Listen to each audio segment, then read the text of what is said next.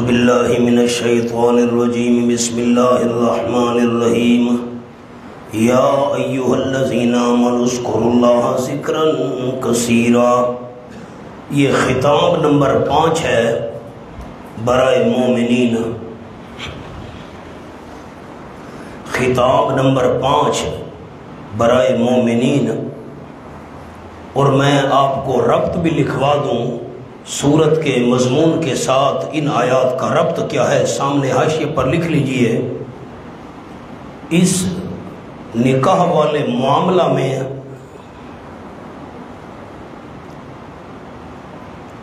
اگر کوئی دل میں بدگمانی آئے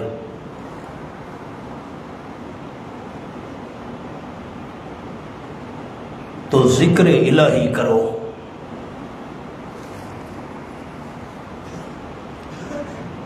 سورت کے مضمون کے ساتھ کیا ربط عرض کیا؟ اگر اس نکاح والے، یہ جو آپ صلی اللہ علیہ وسلم کا نکاح ہوا حضرت زینب کے ساتھ، اس نکاح والے معاملے میں کوئی بدگمانی دل میں آئے نا تو اللہ کا ذکر کرو تاکہ تمہارا یہ قصور معاف ہو جائے۔ یا ایھا الذین آمنوا، اے لوگوں جو ایمان لا چکے ہو، اذکروا اللہ ذکرا کثیرا، ذکر کرو اللہ کریم کا، یاد کرو اللہ کریم کو، یاد کرنا بہت زیادہ اللہ کا ذکر کرو۔ ذکر کثیر فرمایا نا تو اس میں زبانی ذکر بھی شامل ہے، ہر نیکی اور ہر اطاعت بھی شامل ہے۔ کسی حال میں اللہ سے غافل نہیں ہونا۔ اے وہ لوگوں جو ایمان لا چکے، اذکروا اللہ ذکرا کثیرا، کامیابی کا پہلا اصول اذکروا اللہ، اللہ کا ذکر، وسبحوا نمبر 2، اور تسبیح بیان کرو صلی اللہ کریم کی۔ یہ کامیابی کا دوسرا اصول، کب تسبیح بیان کرو؟ بکرۃ وصیلا، صبح اور شام، مراد ہر وقت۔ هو الذی یصلی علیکم وملائکتہ لیخرجکم من الظلمات الی النور۔ سبحان اللہ۔ اللہ کو بہت یاد رکھو اور صبح و شام اللہ کی تسبیح، تاکہ نکالے وہ اللہ کریم تم کو اندھیروں سے روشنی کی طرف، شرک کے اندھیرے، کفر کے اندھیرے، جہالت کے اندھیرے، اور نور روشنی کی طرف، ایمان کی روشنی، علم کی روشنی۔ عجیب بات ہے، ورنہ سورت کے مضمون کے ساتھ اس کا ربط کیا ہے؟ سامنے ایک جملہ لکھ لیجئے، هو الذی یصلی علیکم کے سامنے۔ جب رحمت کرنے والا اللہ اندھیروں سے نکالنے والا اللہ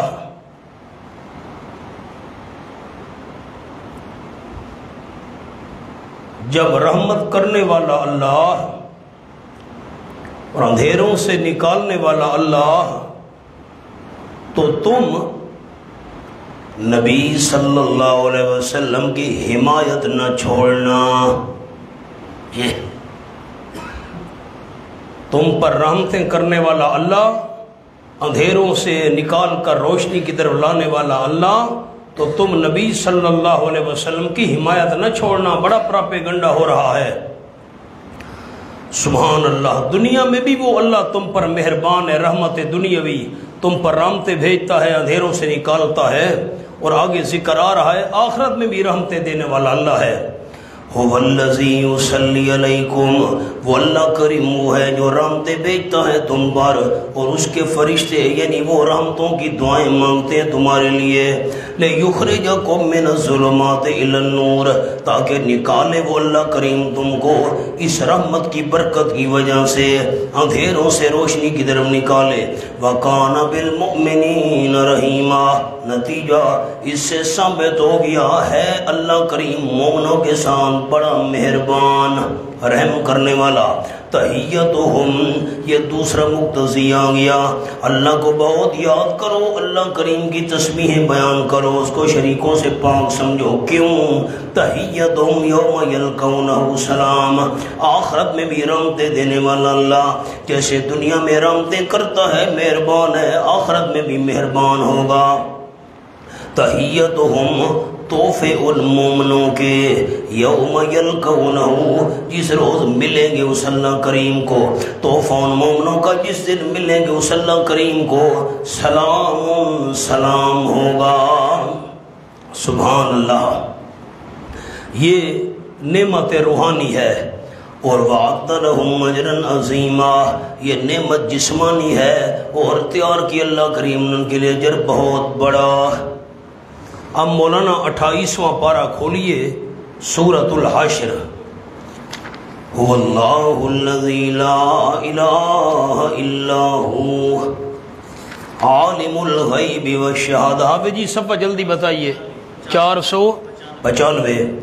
هو اللہ الذی لا الہ الا هو، جلدی کیجیے، حوالے دیکھنے ہیں، پہلی دفعہ مضمون آیا ہے۔ وہ اللہ کریم وہ ہے، نہیں کوئی الہ سوائے اس اللہ کریم کے، جاننے والا غیب کو اور حاضر کو۔ هو الرحمن الرحیم، وہ اللہ کریم بڑا مہربان ہے، نہایت رحم کرنے والا ہے۔ هو اللہ الذی لا الہ الا هو، وہ اللہ کریم وہ ہے، نہیں کوئی الہ سوائے اس اللہ کریم کے۔ الملک، سچا بادشاہ ہے، القدوس، عیبوں سے پاک ہے، السلام، سلامتی دینے والا ہے، اللہ کا نام السلام۔ بس یہ حوالہ دکھانا تھا۔ 11واں پارہ کھولیے، سورت کا نام ہے سورت یونس۔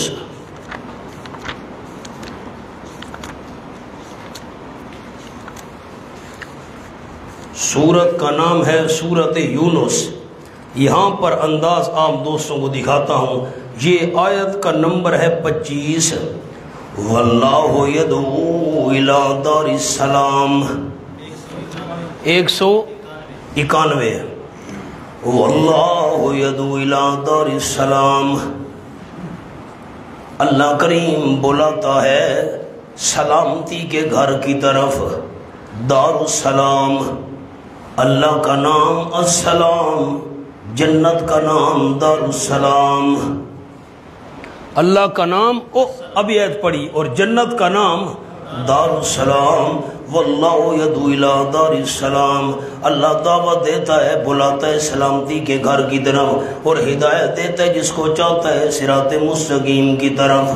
اچھا، یہی سورت یونس ہے، تھوڑا سا پیچھے آ جائیں، یہ آیت کا نمبر ہے 10۔ دعواہم فیہا سبحانک اللہم وتحیتہم فیہا سلام، 199 صفحہ، 199 صفحہ۔ دعواہم فیہا، کلام ان جنتیوں کا، فیہا جنت میں کیا ہوگا، سبحانک اللہم، اے اللہ تو عاجزی سے پاک ہے، تو نقائص سے پاک ہے۔ جتنی ہمیں چیزیں نظر آ رہی ہیں ان میں کسی قسم کا کوئی نقص نہیں ہے، اللہ تو عیبوں سے پاک ہے، نقائص سے پاک ہے، اے اللہ۔ وتحیتہم، اور آپس میں ان کی دعائیں بوقت ملاقات، فیہا ان جنات کے اندر، باغات کے اندر کیا ہوں گی، آپس میں تحفے کیا ہوں گے، سلام۔ جنتی ایک دوسرے کو تحفہ دیں گے سلام کا۔ مولانا سورۃ الرعد کھولیے، 13واں پارہ۔ والملائکۃ یدخلون علیہم من کل باب سلام،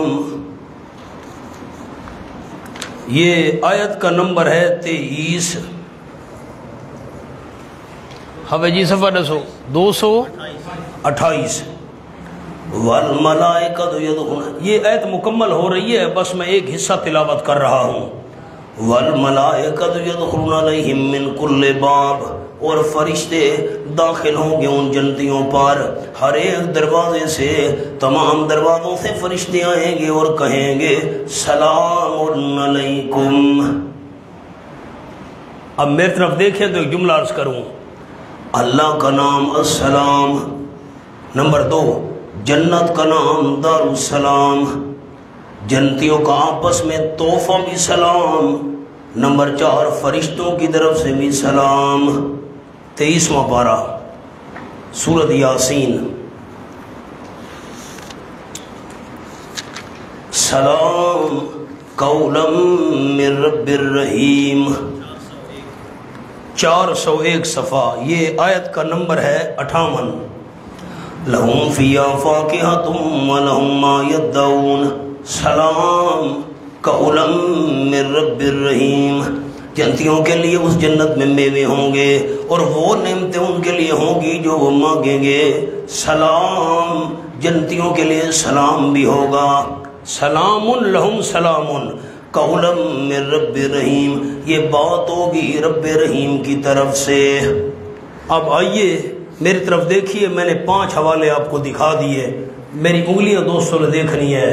یہ نمبر 1 اللہ کا نام السلام، نمبر 2 جنت کا نام دار السلام، نمبر 3 جنتیوں کا آپس میں تحفہ بھی سلام، نمبر 4 فرشتوں کی طرف سے بھی سلام اور اللہ کی طرف سے بھی سلام۔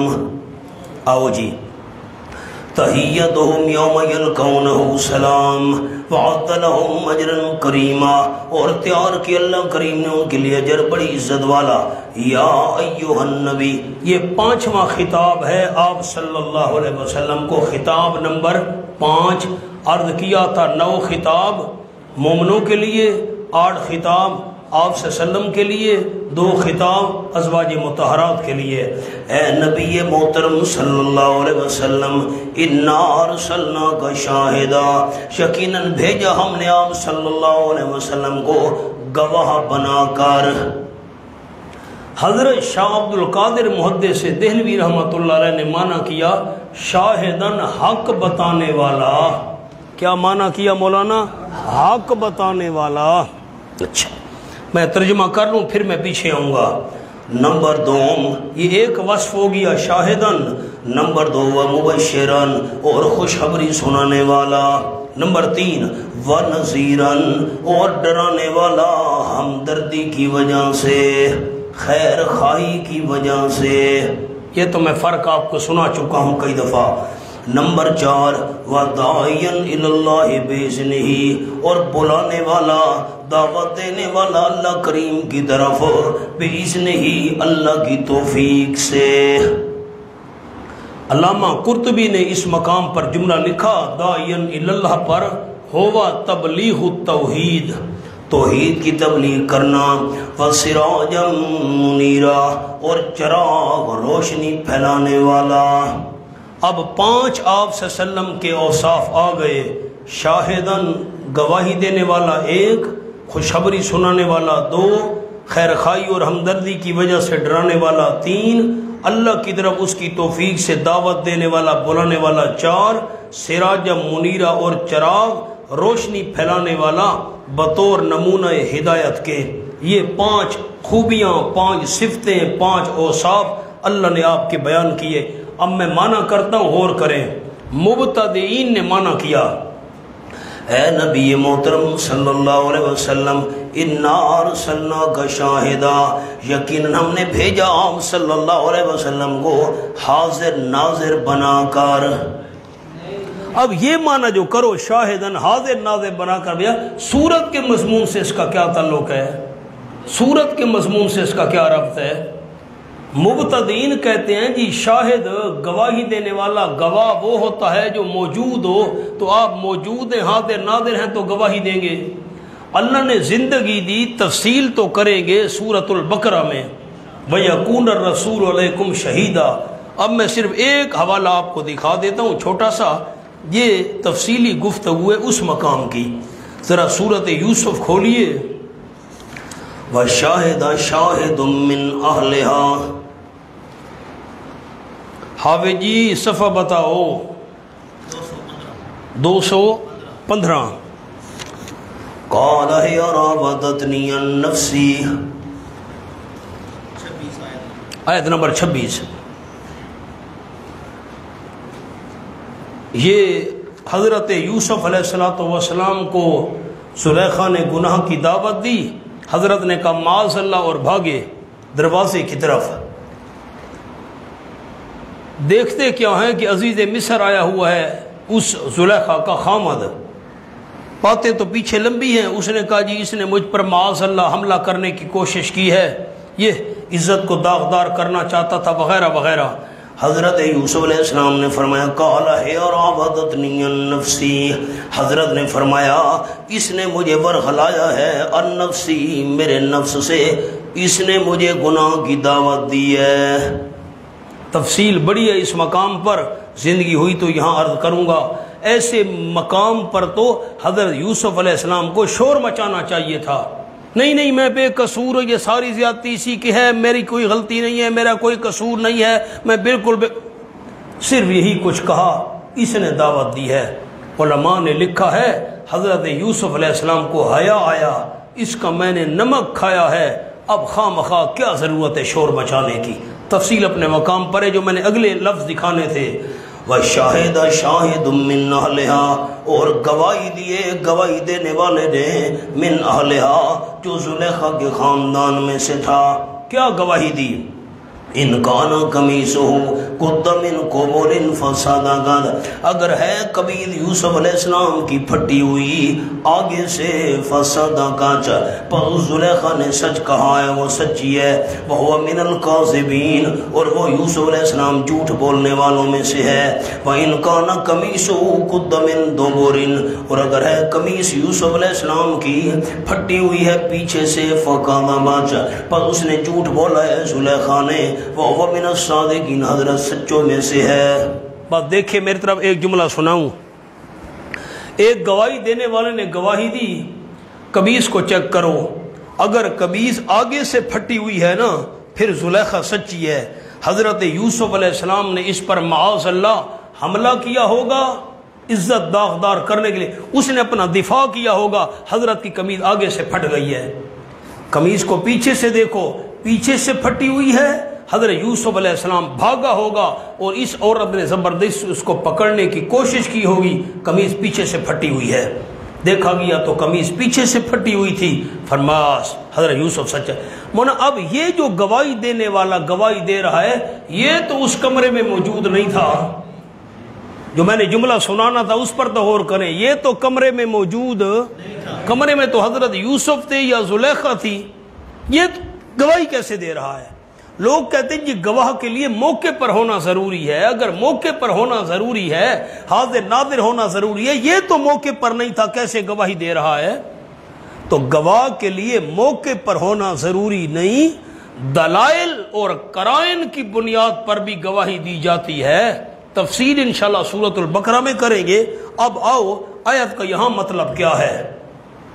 یا ایہا النبی، اے نبی محترم صلی اللہ علیہ وسلم، انا ارسلناک شاہدن، یقیناً بھیجا ہم نے آپ صلی اللہ علیہ وسلم کو شاہدن، حق بات بتانے والا بنا کر۔ سامنے جملہ لکھیے، اے نبی صلی اللہ علیہ وسلم، ہم نے آپ کو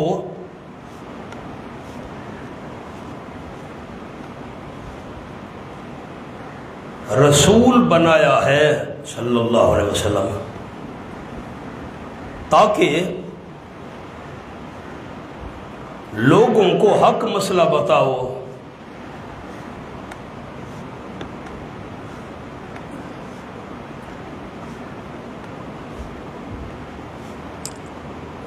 کہ منہ بولے بیٹے کی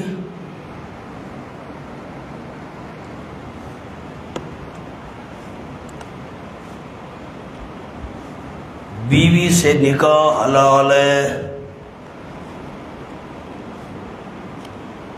اب میں تفصیل میں نہیں کیا، منہ بولا بیٹا ہے، اس کی بیوی ہے، اس نے طلاق دے دی ہے یا وہ فوت ہو گیا ہے، اب اس سے نکاح حلال ہے، یہ مسئلہ بتاؤ، حق کھول کر۔ لوگ مخالفت کرتے ہیں تو کرتے رہیں۔ مولانا آیت کا مطلب سمجھ آیا؟ کیا مطلب ہے حق کی گواہی دینے کا، حق بتانے کا؟ یہ حق بتاؤ، متبنہ جو ہے منہ بولا بیٹا، اگر وہ بیوی کو طلاق دے دے یا فوت ہو جائے یہ حقیقی بہو نہیں بنتی، اس سے نکاح حلال ہے، یہ حق بتاؤ لوگوں کو۔ وَبَشِّرِ الْمُؤْمِنِينَ بِأَنَّ لَهُم مِّنَ اللَّهِ فَضْلًا كَبِيرًا۔ سراجا منیرا، اس کا ایک جملہ لکھ لیں، روشن چراغ، روشنی پھیلانے والا چراغ۔ اس کا کیا مطلب ہے؟ کفر و شرک جلدی کریں جلدی مہربانی. کفر و شرک اور رسومات کے اندھیروں میں، کفر و شرک اور رسومات کے اندھیروں میں روشنی پھیلانے والا چراغ. کفر کے اندھیرے ہیں، شرک کے اندھیرے ہیں، رسومات کے اندھیرے ہیں، آپ ان میں روشن چراغ بن کر آئے ہیں، روشنی پھیلانی ہے. وَبَشِّرِ الْمُؤْمِنِينَ بِأَنَّ لَهُم مِّنَ اللَّهِ فَضْلًا كَبِيرًا. اچھا پیچھے گزرا تھا نا مبشرن، خوشخبری سنانے والا. اب اس پر یہ آیت متفرع اور فٹ ہو رہی ہے. کیسے خوشخبری سنانی ہے؟ وَبَشِّرِ الْمُؤْمِنِينَ، اور خوشخبری سنا دیجئے میرے محبوب صلی اللہ علیہ وسلم مومنوں کو. کس بات کی؟ معین طور کہ بے شک ان کے لیے اللہ کی طرف سے فضل ہوگا بہت بڑا. مومنوں کے لیے بہت بڑا فضل ہوگا جو اس رسم کے ٹوٹنے پر خوش ہوئے، جو اس رسم کے ٹوٹنے پر خوش ہوئے، ان مومنوں کو خوشخبری سنا دو، ان کے لیے فضل ہوگا بہت بڑا اللہ کی طرف سے. وَلَا تُطِعِ الْكَافِرِينَ. اب اس کا تعلق نذیرن سے ہے، اس پر فٹ ہو رہی ہے. آپ نے ڈرانا ہے میرے پیغمبر کیسے؟ وَلَا تُطِعِ الْكَافِرِينَ. سورت کی ابتدا یاد کیجئے، کھولیے مولانا پہلی آیت. میں نے آپ کو قصہ سنایا تھا، وفد آیا تھا، او حضرت ابو سفیان رضی اللہ تعالیٰ عنہ، حضرت اکرمہ رضی اللہ تعالیٰ عنہ، یہ مسلمان ابھی نہیں ہوئے تھے اور عبداللہ بن ابی کے گھر میں ٹھہرے تھے منافقوں کو لے کر. ایک سارا لمبا قصہ آپ کو سنایا تھا. سورت کی ابتدا یا ایھا النبی اتق اللہ، اے نبی محترم صلی اللہ علیہ وسلم اللہ سے ڈرتے رہنا. امر ابکائی. ولا تطع الکافرین والمنافقین، اور کافروں کا کہا نہ ماننا، منافقوں کا نہ ماننا کبھی بھی. یقیناً اللہ کریم کان علیما حکیما. اب یہ سورت کی ابتدا سے تعلق ہے جو سبق پڑھ رہے ہیں. ولا تطع الکافرین، نہ کہا ماننا کبھی بھی میرے پیغمبر کافروں کا، والمنافقین اور منافقوں کا، ودع اذاہم، اور چھوڑ دیجئے میرے محبوب ان کی تکلیف کو.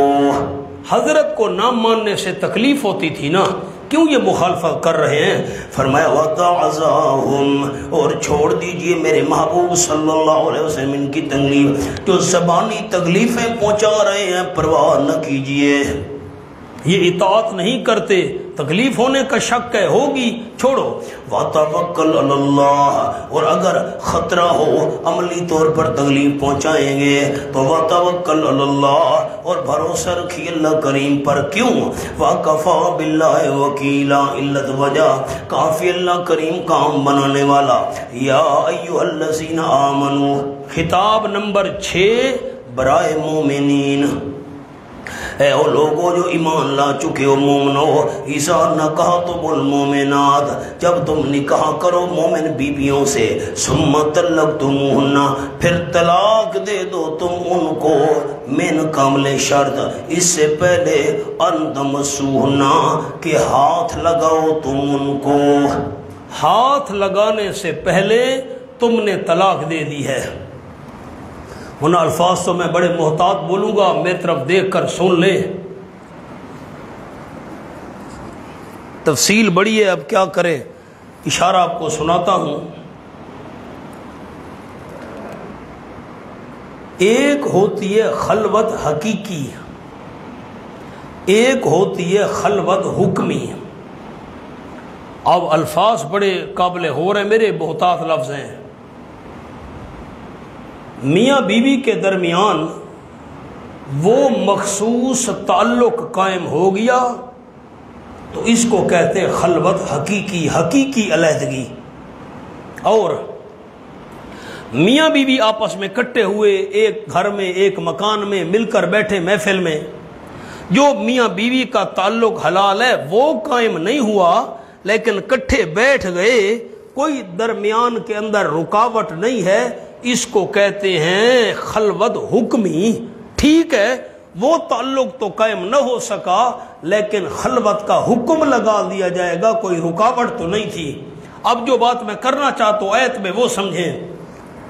نکاح ہوا، حقیقتاً میاں بیوی ایک دوسرے کے قریب نہیں گئے، یا علیحدہ بھی نہیں ہوئے کسی مکان میں. مثلاً عورت ایک اور شہر میں ہے، مرد ایک اور شہر میں ہے. میں مثال دے رہا ہوں. عورت سرگودھا میں ہے، خامد یہاں میاں والی میں ہے.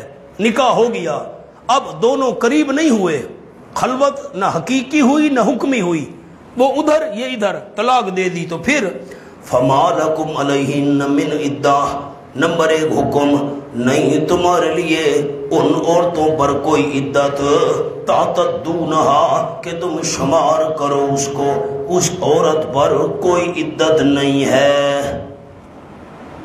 میں نے ابھی وقفے سے پہلے عرض کیا تھا، یہ مقام بھی آپ کو دکھایا تھا.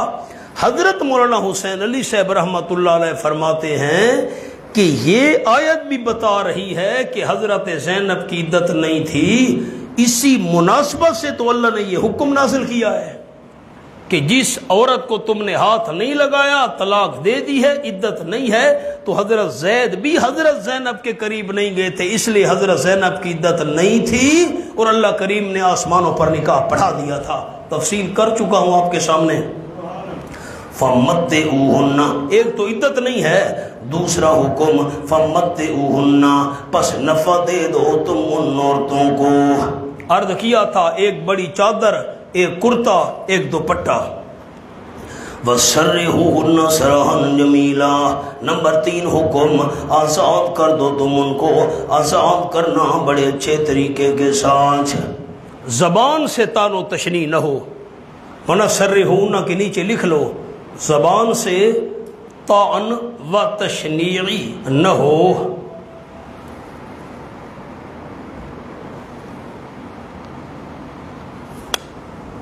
میری طرف دیکھیں، میں جملہ عرض کر دوں. ایک مرد میاں والی میں ہے، عورت سرگودھا میں ہے، نکاح ہوا تھا، ابھی رخصتی نہیں ہوئی، طلاق ہو گئی. اب باتیں شروع کر دو، یہ میں نے اس لیے طلاق دی تھی، فلاں وجہ تھی، یہ تھی وہ تھی. تان تشنیع کیوں کرتے ہو؟ بس ٹھیک ہے، کپڑے دو 2-3 بس فارغ کر دو، اس پر کوئی عدت نہیں ہے، وہ آگے نکاح کرے. زبان سے تان و تشنیع نہیں ہونی چاہیے.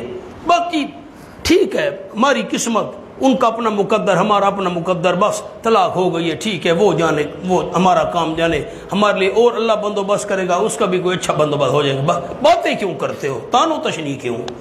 سرحُوهُنَّ سَرَحًا جَمِيلًا، اور تم آزاد کر دو ان کو، آزاد کرنا اچھے طریقے سے. یا ایھا النبی، خطاب نمبر 6 برائے نبی صلی اللہ علیہ وسلم.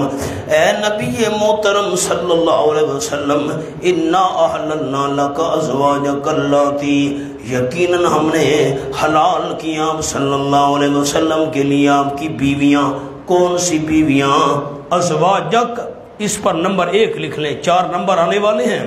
نمبر 1 قسم اول، وہ بیویاں آپ کے لیے حلال کی اللہ تھی، وہ آتیت اجورہن، کہ دی آپ صلی اللہ علیہ وسلم نے ان کو ان کے حق مہر، جن کو حق مہر دیے وہ عورتیں آپ کے لیے حلال.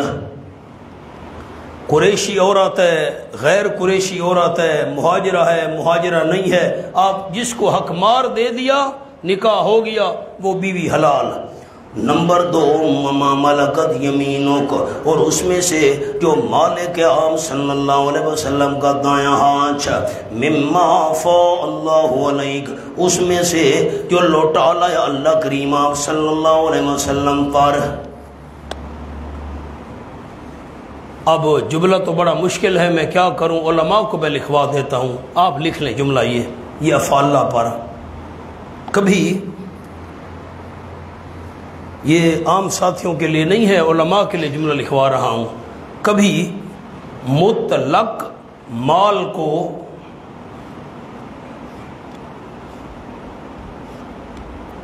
کبھی مطلق، ایک لفظ اور لکھ لیں، مطلق مال غنیمت کو فے کہا جاتا ہے. بس میں علماء کو یہ جملہ سمجھا دیتا ہوں.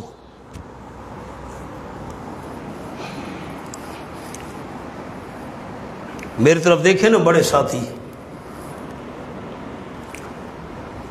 مال غنیمت وہ ہوتا ہے کہ دشمن سے مقابلہ ہوا اور مقابلے کے بعد کفار کا مال قبضے میں آیا، اس کو کہتے ہیں مال غنیمت۔ اور مال فے اس کو کہتے ہیں کہ دشمن آمنے سامنے آیا ہمارے مقابلے میں، لیکن مقابلہ ہوا نہیں، لڑائی ہوئی نہیں، دشمن مال چھوڑ کر بھاگ گیا اور اس کا مال قبضے میں ہم نے کر لیا، اس کو کہتے ہیں مال فے۔ یہ قرآن مجید میں دونوں کا ذکر ہے، سورۃ الانفال میں ہے وَاعْلَمُوا أَنَّمَا غَنِمْتُمْ، فرق میں عرض کروں گا، مال فے کا ذکر ہے سورۃ الحشر میں۔ یہ تو میں نے مختصر جملہ کہہ دیا۔ اب یہاں پر مما افاء اللہ مطلق مال غنیمت کو فے کہا گیا ہے، لڑائی کے بعد لونڈیاں ہاتھ آئیں یا بغیر لڑائی کے لونڈیاں ہاتھ آ جائیں، میرے پیغمبر آپ کے لیے حلال ہیں۔ وَمَا مَلَكَتْ يَمِينُكَ، اور وہ جو مالک آپ صلی اللہ علیہ وسلم کا دایاں ہاتھ، مما افاء اللہ علیک، اس میں سے جو پھیر لایا ہے اللہ کریم آپ صلی اللہ علیہ وسلم پر، دشمن سے مقابلہ ہوا یا نہیں ہوا، ان کی عورتیں قبضے میں آ گئیں، لونڈیاں آپ کے لیے حلال۔ وَبَنَاتِ أَمِّكَ پر لکھے نمبر 3 وَبَنَاتِ أَمِّكَ، آپ کے چچا کی بیٹیاں حلال، وَبَنَاتِ أَمَّاتِكَ، پھوپھیوں کی بیٹیاں حلال، وَبَنَاتِ خَالِكَ، اور ماموں کی بیٹیاں حلال، وَبَنَاتِ خَالَاتِكَ، اور خالاؤں کی بیٹیاں حلال، والدہ کی بہن خالہ، جو خالہ ہیں آپ کی، ان کی بیٹیاں حلال۔ اب یہ تیسری قسم چل رہی ہے، خیال کرنا، اس عورت کو حق مہر دے دیا، نکاح ہوا، وہ حلال، لونڈیاں ساری حلال۔ اور نمبر 3 پھر مانا کر دو بنات امک، چچا کی بیٹیاں، بنات امالک، پھوپھی کی بیٹیاں، باپ کے خاندان کی، چچا پھوپھی باپ کا خاندان ہے نا، اور بنات خالک، ماموں کی بیٹیاں، بنات خالاتک، خالاؤں کی بیٹی، یہ ماں کے خاندان کی، ماموں خالہ ان کی بیٹی، لیکن شرط اللاتی، وہ ہاجرنا ماکا، جنہوں نے ہجرت کیا صلی اللہ علیہ وسلم کے ساتھ۔ نیچے نہ دیکھیں، مہربانی کریں، بیدار ہوں، جملہ عرض کروں، چچا کی بیٹی آپ کے لیے حلال، پھوپھی کی بیٹی حلال باپ کے خاندان کی، ماموں کی بیٹی حلال، خالہ کی بیٹی حلال، لیکن شرط یہ ہے انہوں نے ہجرت کی ہو۔ اور معاکہ کا یہ مطلب نہیں ہے کہ حضور کے ساتھ ہجرت کی ہو، نا، حضور سے پہلے ہجرت کر کے آ گئی ہیں مدینے میں، ٹھیک ہے، یا آپ کی ہجرت کے بعد انہوں نے مکہ شریف سے ہجرت کی ہے اور مدینے آ گئی ہیں۔ ہجرت کرنا ضروری ہے، کیونکہ آپ کے ساتھ تو ہجرت میں صدیق اکبر تھے۔ معاکہ کا کیا مطلب ہے؟ آپ سے پہلے کی ہے یا بعد کی ہے، کوئی حرج نہیں ہے، ہجرت کی ہو، مطلق ہجرت مراد ہے۔ اب میری طرف دیکھیں مولانا، جو آپ صلی اللہ علیہ وسلم کی چچا کی بیٹی، پھوپھی کی بیٹی، اس نے ہجرت نہیں کی، اس سے نکاح نہ کرنا۔ ماموں اور خالہ کی بیٹی، اس نے ہجرت نہیں کی، اس سے نکاح نہ کرنا، اس سے کرنا جس نے ہجرت کی ہے، آپ سے پہلے کی ہے، بعد کی ہے، مدینہ شریف پہنچ گئی ہیں، یہ بھی آپ کے لیے حلال ہیں۔ نمبر 4 وَامْرَأَةً مُؤْمِنَةً، اور عورت ایماندار، وَهَبَتْ نَفْسَهَا، اگر بخش دے اپنی جان، للنبی آپ صلی اللہ علیہ وسلم کے لیے، ایک عورت اپنی جان بخش دے نبی صلی اللہ علیہ وسلم کے لیے، کیا مطلب؟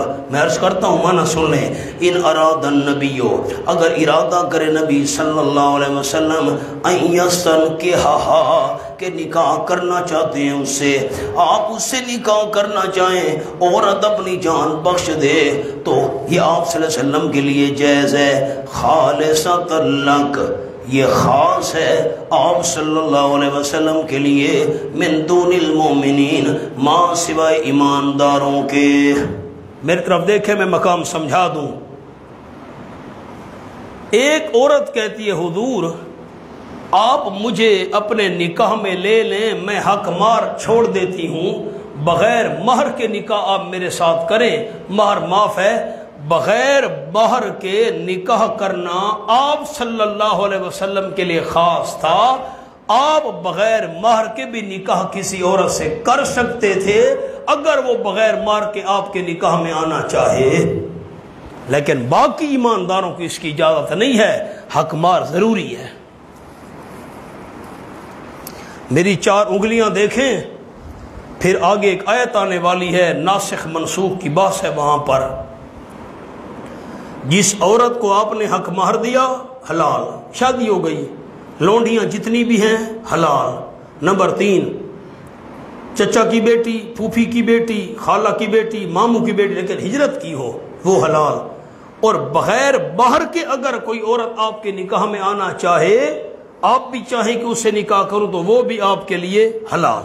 بس یہ ذہن میں رکھنا، قد علمنا ما فرضنا علیہم فی ازواجہم، تاکہ ایک معلوم ہے ہمیں جو لازم کیے ہم نے ان مومنوں پر، فی ازواجہم ان کی بیویوں کے بارے میں، وما ملکت ایمانہم اور وہ جو مالک ہیں ان مومنوں کے دائیں ہاتھ، ہمیں معلوم ہے مومنوں پر کیا چیز ہم نے لازم کی ہے بیویوں کے معاملے میں، لونڈیوں کے معاملے میں۔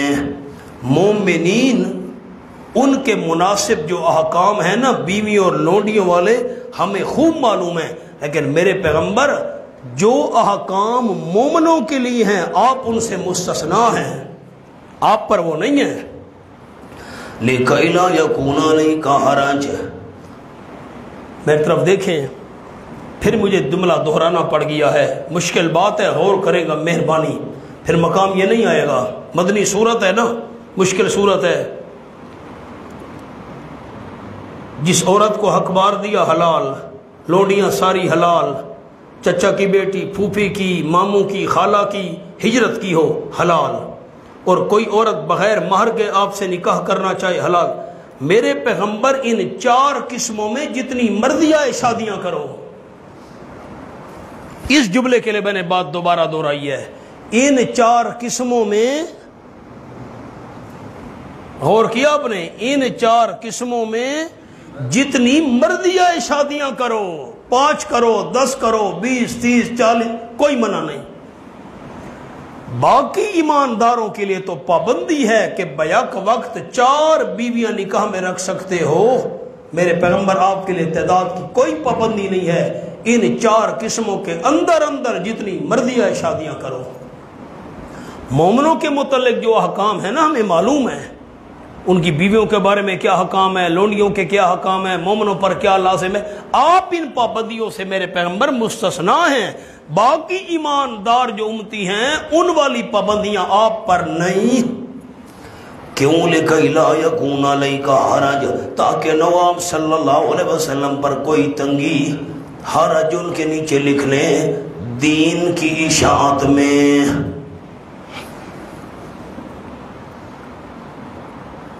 میری طرف دیکھیں، میں دوستوں کو جملہ سنانا چاہتا ہوں۔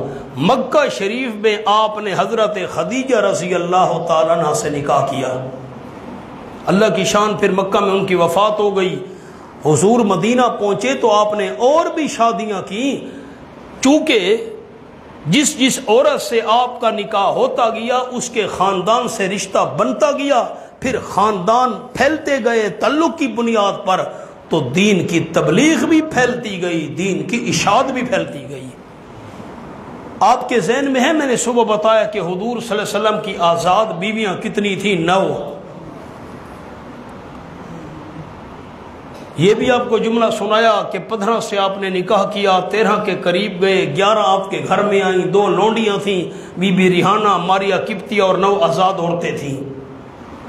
مولانا آپ صلی اللہ علیہ وسلم، لوگ اعتراض کرتے ہیں، بے دین سیکولر قسم کے لوگ، مستشرقین بے دین جو غیر مسلم ہیں، اور پھر ہمارا بے دین تب حضور نے اتنی شادیاں کی تھی، یہ ہے وہ ہے، 9 شادیاں، یہ کیا؟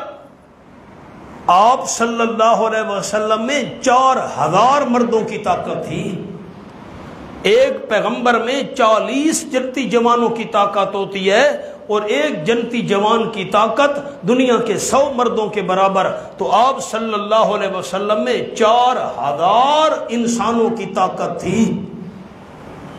مجھے 4000 سنائیں تو میں اگلا جملہ عرض کروں۔ آپ صلی اللہ علیہ وسلم میں کتنی دنیا کے جوانوں کی طاقت تھی 4000. ہم تو کوئی چیز ہی نہیں ہے. میں نے آپ کو جملہ سنایا نہیں تھا چند دن پہلے, آج کل کی جوانیاں کیا ہیں؟ چوسی ہوئی گڈھیریاں. کوئی جوانیاں ہیں؟ چوسے ہوئے لنگڑے عام, یہ کوئی جوانیاں ہیں؟ بھرپور جوان ہے دنیا کا, بھرپور جوان, 4000 ایسے جوانوں کی طاقت. اچھا ایک آدمی جوان ہے امت کا, آپ نے بتانا ہے, جوان ہے بھرپور جوانی, تو اس کو کتنی شادیوں کی اجازت ہے عام امتی کو؟ 4 کی. تو جب آپ میں 4000 دنیا والے نوجوانوں کی طاقت تھی, تو ایک جوان کی اگر 4 بیویاں لگائیں تو 4000, آپ کی تو بیویاں 16000 ہونی چاہیے تھی. مونا غور تو کرو میری بات پر. اگر ایک جوان کی 4 بیویاں ہوں, شریعت میں اجازت ہے, اور آپ کے اندر 4000 دنیا کے نوجوانوں کی طاقت تھی, اگر 1 اور 4 کی مناسبت بناؤ تو کتنی ہونی چاہیے تھی؟ 16000 بیویاں, اور آپ نے 9 پر اکتفا کیا. اور مقصد بھی یہ تھا کہ دین پھیلے, اس میں کیا اعتراض کی بات ہے؟ ایک آدمی 4000 جنتی جوان, 4000 دنیا کے مردوں کی طاقت رکھتا ہے, اور صرف 9 بیویوں پر اکتفا کرے. اور بی بی عائشہ رضی اللہ تعالیٰ عنہ کے علاوہ کوئی بھی آپ کی گھر والی بیوہ یا مطلقہ نہ تھی. جتنی تھی یا بیوہ تھی یا طلاق یافتہ تھی. صرف حضرت عائشہ رضی اللہ تعالیٰ کنواری تھی, آپ کا رشتہ ہوا اسے. لوگ قسم قسم کی باتیں کرتے ہیں. آؤ جی, بڑی تفصیل ہے, میں نے خلاصہ آپ کو عرض کر دیا. آپ کے لیے زیادہ نکاح کرنے کی اجازت کیوں دی گئی؟ تاکہ دین کی اشاعت ہو. وَقَالَ اللَّهُ غَفُورًا رَحِيمًا, اور ہے اللہ کریم بخشنے والا مہربان. تُرْجِي مَن تَشَاءُ مِنْهُنَّ, غور کرنا, عجیب بات. تُرْجِي مَن تَشَاءُ مِنْهُنَّ, دور کرے آپ صلی اللہ علیہ وسلم جس کو آپ چاہیں, منہن, ان عورتوں میں سے, ان بیویوں میں سے جس کو چاہے دور کریں. وَتُوِّي إِلَيْكَ مَن تَشَاءُ, اور ٹھکانہ دیں یعنی قریب کریں آپ اپنی طرف جس کو آپ چاہیں. جس بیوی کو باری دیں, جس کو باری نہ دیں, آپ پر کوئی پابندی نہیں. اور نا میری طرف دیکھ کر جملہ سمجھ لو, نیچے نہیں دیکھنا بیٹا. امتی کے لیے قانون یہ ہے کہ اگر بیوی 1 سے زیادہ ہے, 2, 3 یا 4, ان میں وقت بھی برابر ہونا چاہیے, رہائش بھی ان کی برابر ہونی چاہیے, کھانا پینا, نان, نفقہ, خرچ, جیب وغیرہ سب کچھ برابر ہونا چاہیے. میں اس کی مثال آپ کو دوں. حضرت مولانا اشرف علی صاحب تھانوی رحمۃ اللہ علیہ, ان کی 2 بیویاں تھیں. حضرت نے اپنی خانقاہ میں ترازو رکھا ہوا تھا. جو بھی کوئی چیز گھر میں بھیجنی ہوتی تھی تو ترازو میں تول کر بھیجا کرتے تھے. آج کل لوگوں کو شوق تو بڑے نہ ڈوچی شادیاں داتے, انصاف نہیں کریں دے. ایک دفعہ ایک ان کا دیہاتی مرید 2 تربوز لے کر آیا, ہدوانے. حضرت آپ کی 2 گھر والیاں, میں ان کے لیے 2 تربوز لایا ہوں. حضرت نے فرمایا میرے قانون کا آپ کو پتہ ہے کہ میں تو برابر برابر چیز بھیجتا ہوں, دونوں گھروں میں بے انصافی نہ ہو, عدل قائم رہے. انہوں نے کہا حضرت مجھے پتہ تھا آپ کے اصول کا, میں دونوں تربوز ہم وزن لے کر آیا ہوں, برابر ہے. اب حضرت نے فرمایا نہیں, ابھی بھی بات باقی ہے. ٹھیک ہے, وزن تو برابر ہے, ایک تربوز ایک گھر میں بھیج دوں, دوسرا دوسرے گھر میں. اگر ایک پھیکا ہوا اور دوسرا میٹھا ہوا, یہ انصاف کون کرے گا؟ سن دے بیٹھے ہو, ایک پھکا ہی دوجا میٹھا, ود برابری کی میں تھی سی. اس نے کہا حضرت اس کا علاج میرے پاس نہیں ہے. فرمایا میرے پاس ہے. چھری منگوائی, بالکل دونوں کو درمیان میں سے صحیح صحیح کاٹا, ایک حصہ اس کا اس کے ساتھ رکھ دیا, اس کا ایک حصہ اس کے ساتھ رکھ دیا, ادھر بھی گھر بھیج دیا, ادھر بھی گھر بھیج دیا. اگر ایک پھیکا ایک میٹھا ہوا تو ایک آدھا پھیکا آدھا میٹھا مل جائے گا, آدھا پھیکا آدھا میٹھا ادھر مل جائے گا. نہ ایسے انصاف ہو تو بندہ اور شادیاں کرے. سن دے بیٹھے ہو. ہاں, امت کے لیے ضروری ہے وقت برابر. مثلا ایک دن ایک بیوی کے لیے اور ایک رات ایک بیوی کے لیے، تو ایک رات ایک دن دوسری بیوی کے لیے۔ میں مثال دے رہا ہوں، امت کے لیے پابندی ہے، لیکن آپ صلی اللہ علیہ وسلم کے لیے کوئی پابندی نہیں تھی۔ آپ بیوی کو باری دیں، کسی بیوی کو باری نہ دیں، کوئی پابندی نہیں، نہ تعداد کی پابندی ہے نہ باری دینے کی پابندی ہے۔ پاس رکھ کر قریب نہ جائیں، میرے پیغمبر کوئی پابندی نہیں۔ خلاصہ کیا نکلا؟ پابندیاں امت کے لیے ہیں، حضور کے لیے پابندیاں نہیں تھیں۔ اب پھر معنی کرتا ہوں، ترجی من تشاء منہن وتؤوی الیک من تشاء، آپ دور کریں باری نہ دیں جس کو آپ چاہیں ان میں سے، وتؤوی الیک من تشاء، اور ٹھکانہ دیں یعنی قریب کریں باری دیں اپنی طرف جس کو آپ چاہیں، کوئی پابندی نہیں۔ وَمَنِ ابْتَغَيْتَ، اور جسے آپ صلی اللہ علیہ وسلم چاہیں، ممن عزلت، اس میں سے جو آپ صلی اللہ علیہ وسلم الگ کر دیں، فَلَا جُنَاحَ عَلَيْكَ، آپ کے اوپر کوئی گناہ نہیں۔ کیا مطلب؟ خیال میرے پیغمبر آپ پاس رکھ کر قریب نہ جائیں، پھر بھی آپ پر کوئی گناہ نہیں، لیکن یاد رکھنا آپ صلی اللہ علیہ وسلم نے اس اجازت سے کبھی بھی فائدہ نہیں اٹھایا۔ میری طرف دیکھ کر ساتھی جملہ سن لیں، آپ پر تعداد کی پابندی نہیں تھی، وقت برابر رکھنے کی پابندی نہیں تھی، لیکن آپ صلی اللہ علیہ وسلم اس کے باوجود بھی ساری بیویوں میں برابری کرتے تھے، وقت بھی برابر، خرچہ بھی برابر، ٹائم بھی برابر۔ یہ الگ بات ہے، دعا کرتے تھے اللہ میرا دل حضرت عائشہ کی طرف جھکا ہوا ہے، مجھے کہنا کچھ نہیں، دل پر میرا اختیار نہیں ہے۔ آگے ذالک ادنیٰ ان تقر اعینہن، جس بیوی کو پاس رکھیں، جسے چاہیں اپنے سے دور رکھیں، اور جن کو اپنے سے دور کر رکھا ہے پھر ان کو طلب کر لیں، آپ پر کوئی گناہ نہیں۔ ذالک ادنیٰ ان تقر اعینہن، حکمت اختیار میرے پیغمبر، یہ جو ہم نے آپ کو اختیار دیا ہے، ادنا یہ بات زیادہ قریب ہے، ان تقر اعینہن کہ ٹھنڈی رہیں گی ان بیویوں کی آنکھیں، ولا یحزن اور غمگین نہیں ہوں گی، ویرضین اور راضی رہیں گی، بما آتیتہن کلہن ساتھ اس چیز کے جو آپ نے دیے ان تمام کو، واللہ یعلم ما فی قلوبکم، اللہ جانتا ہے جو تمہارے دلوں میں ہے، گناہوں پر جلدی گرفت نہیں کرتا۔ وَكَانَ اللَّهُ عَلِيمًا حَكِيمًا، ہے اللہ کریم کامل علم والا، صرف دلوں کی بات نہیں جانتا، ہر ایک چیز کو جانتا ہے۔ حلیمًا حوصلے والا ہے، فی الحال عذاب نہیں دیا، حوصلہ کرتا ہے۔ اس کا کیا مطلب ہے مولانا؟ میں خیانت کروں آگے جاؤں، یہ مجھ سے نہیں ہو سکتا۔ میری طرف دیکھیں، بڑی عجیب بات، مشکل جگہ ہے، غور کیجئے گا۔ میرے پیغمبر بیویاں ہیں آپ کی، آپ کسی کو باری دیں نہ دیں کوئی گناہ نہیں، ان کی آنکھیں ٹھنڈی رہے گی، وہ پریشان نہیں ہوں گی۔ آپ کا دل کیا کہتے ہیں؟ آپ نے بتایا، آپ خاموش نہیں بیٹھنا دوستوں نے۔ بھائی ظفر، اللہ نے فرمایا آپ کسی بیوی کو باری دیں یا نہ دیں، وہ خوش ہوگی، آنکھیں اس کی ٹھنڈی رہے گی، پریشان نہیں ہوگی۔ نہ، جس بیوی کو آپ باری نہیں دے رہے وہ پریشان نہیں ہوگی۔ ٹھیک کہہ رہے ہیں آپ، اونچا بات، وہ پریشان نہیں ہوگی۔ آپ بیوی کو باری نہیں دے رہے، اللہ کہتے ہیں ان کی آنکھیں ٹھنڈی ہوگی۔ مولانا آنکھیں ٹھنڈی ہوں گی، پریشان نہیں ہوگی۔ کیوں؟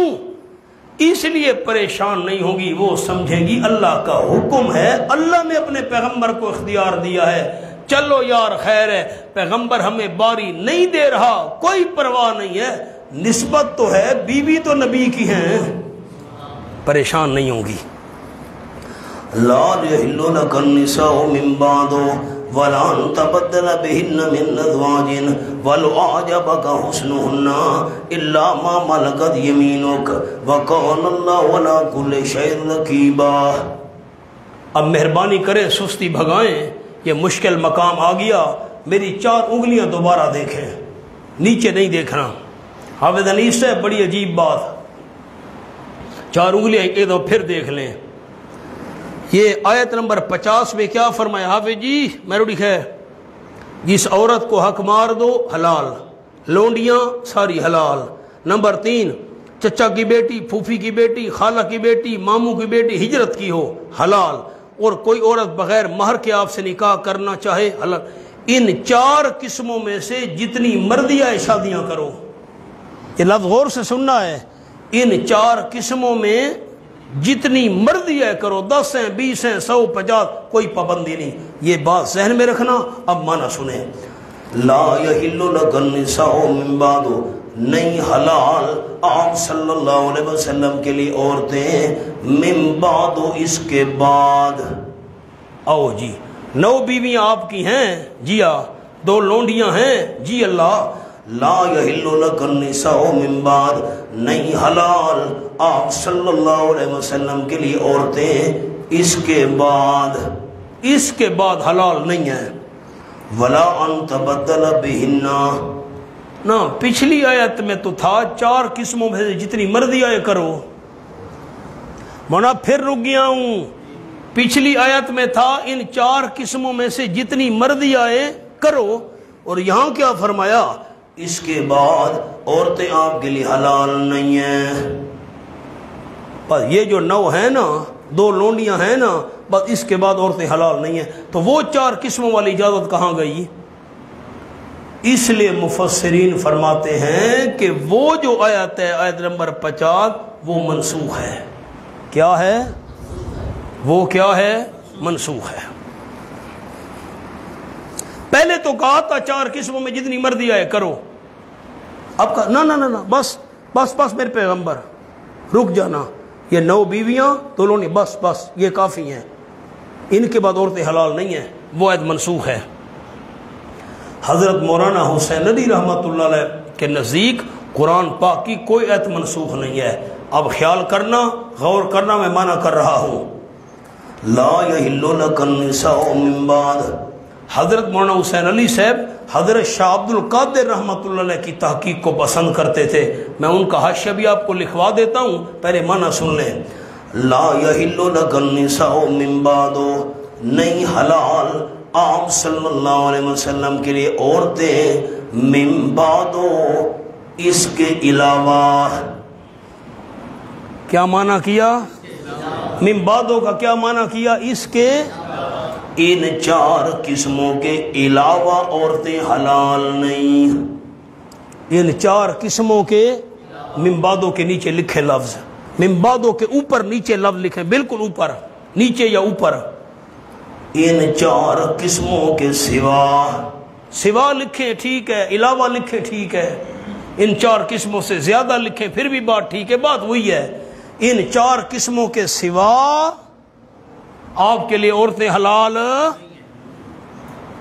اچھا، حاشیے پر جملہ لکھ لیں، پھر میں آپ کو ایک نمونہ دکھاتا ہوں اس کا۔ یہ پرانی اردو ہے، ذرا توجہ سے دوستوں نے لکھنا ہے، بڑے ساتھیوں نے لکھیں حاشیے پر، جتنی قسمیں کہہ دیں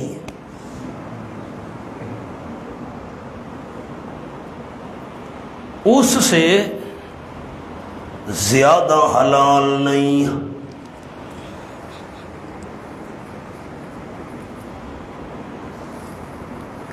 جتنی قسمیں کہہ دیں اس سے زیادہ، حوالہ لکھ لیں، اد شاہ صاحب، شاہ عبد القادر رحمۃ اللہ علیہ۔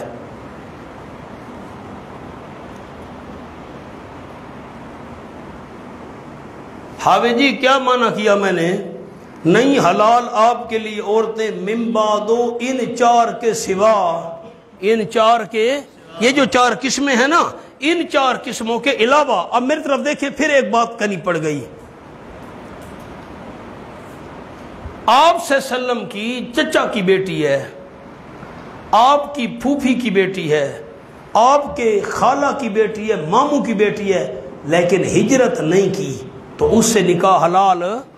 ان 4 قسموں کے اندر، ان 4 قسموں کے سوا، ان 4 قسموں کے باہر، ان 4 قسموں کے علاوہ ان سے نکاح نہیں کرنا۔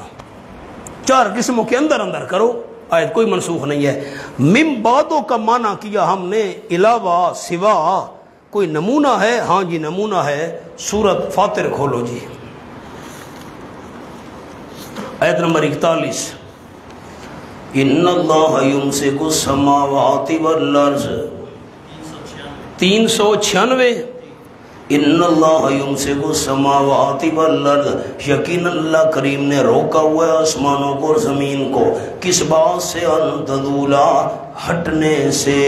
مصدر والا معنی اپنی جگہ سے نہیں ہٹتے، آسمان جگہ نہیں چھوڑتے، زمین جگہ نہیں چھوڑتی، اللہ نے کنٹرول کیا ہوا ہے۔ وَلَئِنْ زَالَتَا، اگر دونوں ہٹ جائیں، اپنے مرکز کو چھوڑ دیں، آسمان ہٹ جائیں، زمین، ان امسکہما، معنی پر غور، نہیں روک سکتا ان دونوں کو، نہیں کنٹرول کر سکتا ان دونوں کو، من احد، کوئی ایک، من بعدہ، اللہ کے سوا۔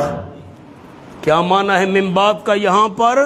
علامہ خازن نے بھی یہی معنی کیا، من بعدہ، سوا والا معنی، اللہ کے سوا ان کو کوئی کنٹرول نہیں کر سکتا، ورنہ یہاں بھی معنی یہی ہے، لا یحل لک النساء من بعد، نہیں حلال آپ صلی اللہ علیہ وسلم کے لیے عورتیں، من بعد، اس کے سوا، جو 4 قسمیں ہم نے پیچھے بیان کر دی ہیں، ان کے سوا اور عورتیں حلال نہیں ہیں۔ ہاں اتنی بات ہے، وَلَا تَبَدَّلَ بِهِنَّ مِنْ أَزْوَاجٍ، نہ یہ بات جیسے حلال ہے کہ تبدیل کریں آپ صلی اللہ علیہ وسلم، بہنہ، ان بیویوں کے بدلے، من ازواجن، اور بیویاں۔ بس میری طرف دیکھیں، یہ مقام بھی سمجھا دوں، میرے پیغمبر یہ جو موجودہ بیویاں ہیں نا، ان کو تبدیل نہیں کر سکتے، ان 4 قسموں میں تو جتنی مرضی ہے کرو، اجازت ہے، لیکن ان موجودہ بیویوں کو تبدیل نہیں کر سکتے کہ ان کو طلاق دے کر بھئی یہ نہ ہو، نہ، اور کرو، کوئی حرج نہیں، ان کو تبدیل نہیں کرنا، یہ جو 9 ہیں۔ کیوں اللہ، کیوں تبدیل نہیں کرنا؟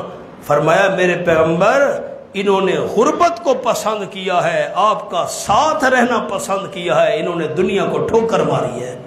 صبح والا سبق یاد ہے؟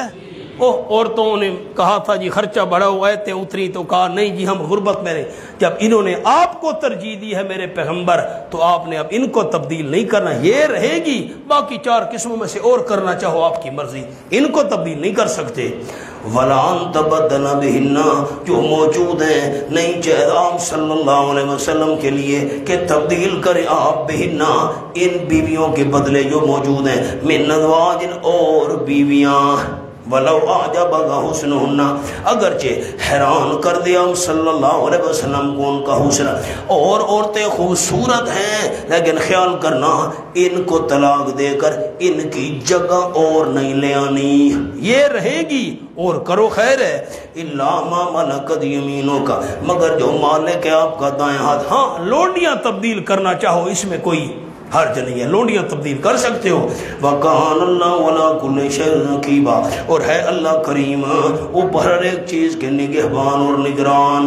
ساتھی میری طرف دیکھیں، مہربانی کریں، بی بی زینب رضی اللہ تعالیٰ عنہ فرماتی ہیں کہ سب سے اعلیٰ اور عمدہ دعوت ولیمہ حضور نے میری شادی پر کیا تھا، بکری کو ذبح کرایا، شوربہ تیار کرایا، روٹیاں بنوائیں، اور صحابہ کو آپ صلی اللہ علیہ وسلم دعوت ولیمے پر بلایا۔ عجیب بات، حضرت انس رضی اللہ تعالیٰ عنہ بیان فرماتے ہیں کہ مجھے حضور نے کہا بھئی صحابہ کو بلاؤ، دعوت ولیمہ ہے، تو چھوٹا سا حجرہ سا تھا، بس چھوٹا سا مکان، آگے صحن 1 2 4 پائیوں کا۔ میں نے بیوت کنہ میں صبح آپ کو بتا دیا کہ ہر بیوی کو آپ نکاح سے پہلے ایک حجرہ اور کمرہ بنا کر دیا کرتے تھے۔ خیر، تو صحابہ کرام آ گئے جی، کھانا کھایا، کھانا کھاتے گئے، چلتے گئے چلتے گئے، 3، ایک روایت میں ہے 3، دوسری میں ہے 2 یا 3 صحابہ وہیں بیٹھے رہے، گپ شپ لگا رہے ہیں۔ حضور صلی اللہ علیہ وسلم بھی انتظار میں ہیں، بھئی کھانا کھا لیے اب جائیں، وہ بیٹھے ہیں۔ کافی انتظار کرنے کے بعد حضور اٹھے، بی بی عائشہ رضی اللہ تعالی عنہ کے پاس چلے گئے، ساتھ حجرہ تھا۔ السلام علیکم ورحمۃ اللہ، جی حضرت وعلیکم السلام ورحمۃ اللہ، آپ کو مبارک ہو۔ حدیث پاک میں آیا جب آپ صلی اللہ علیہ وسلم کوئی نیا نکاح کرتے تھے تو تمام گھر والیوں کے پاس جاتے تھے، وہ آپ کو مبارکباد بھی دیتی تھیں اور آپ کی دعوت بھی کرتی تھیں۔ تو یہ نیا نکاح تھا نا، آپ پھر ان کے پاس چلے گئے، ہر بیوی کے پاس گئے، مبارک ہو حضرت جی، کچھ نہ کوئی چیز چکھ لو وغیرہ وغیرہ، تو کافی سارا ٹائم لگ گیا۔ آپ واپس تشریف لائے، وہ بزرگ بیٹھے ہیں، گپ شپ لگ رہی ہے۔ آپ نے انتظار کیا بھائی چلے جائیں گے، کافی دیر پھر بھی وہ نہیں گئے۔ آپ صلی اللہ علیہ وسلم اٹھے، پھر آپ حضرت عائشہ کے حجرے کی طرف جانے لگے۔ حضرت انس کہتے ہیں میں نے حضور کو حضرت بس وہ چلے گئے ہیں۔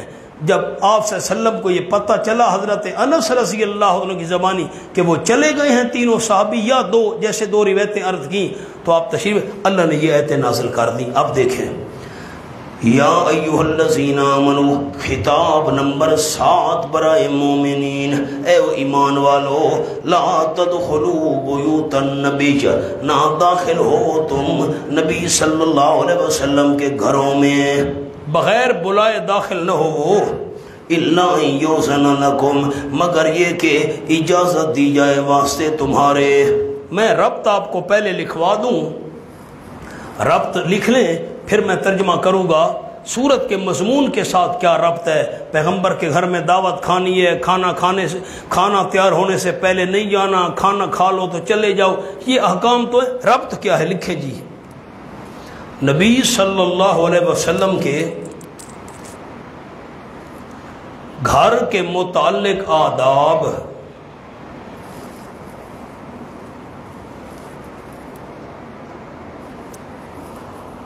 تاکہ کفار و منافقین کو خباثت کی گنجائش نہ ملے، تاکہ کفار و منافقین کو خباثت کی گنجائش نہ ملے۔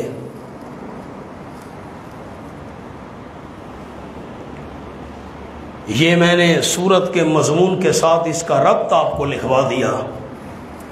نبی صلی اللہ علیہ وسلم کے گھر کے متعلق آداب، تاکہ کفار و منافقین کو خباثت کی گنجائش نہ ملے۔ اے وہ لوگوں جو ایمان لا چکے ہو، ایمان والو، ولیمے کے لیے بلایا جائے ضرورت سے زیادہ نہ بیٹھو۔ لا تدخلوا بیوت النبی، نہ داخل ہو وہ نبی صلی اللہ علیہ وسلم کے گھروں میں بغیر بلانے کے نہ ہو۔ ہاں الا ان یؤذن لکم، نمبر 1، مگر یہ کہ اجازت دی جائے واسطے تمہارے، الی طعام، طرف کھانے کے، آؤ جی دعوت ہے، آؤ تشریف لے آؤ، بلایا جائے تو پھر آؤ، غیر ناظرین، در حالے کے نہ انتظار کرنے والے ہو پکنے کا، انا ہو پکنے کا، انتظار کرنے والے نہ ہو۔ دوسرا معنی غیر ناظرین، نہ ہو نہ دیکھنے والے ہو برتنوں کو، برتن کھڑک رہے ہیں، بج رہے ہیں، کھانا تیار ہو رہا ہے۔ میری طرف دیکھیں مولانا کیا مطلب ہے آیت کا۔ 10 بجے آپ کی دعوت ہے جی، تو تم 8 بجے پہنچ جاؤ، بس وہ کھانا وہ دیگا کھڑک دیا پئین، وہ چاول بنتے پین، پلاؤ زردہ ہو، منہ میں پانی تو آ گیا، پہلے نہ جاؤ، پکنے کا انتظار وہاں جا کر کرو، نہیں اینڈ ٹائم پر جاؤ۔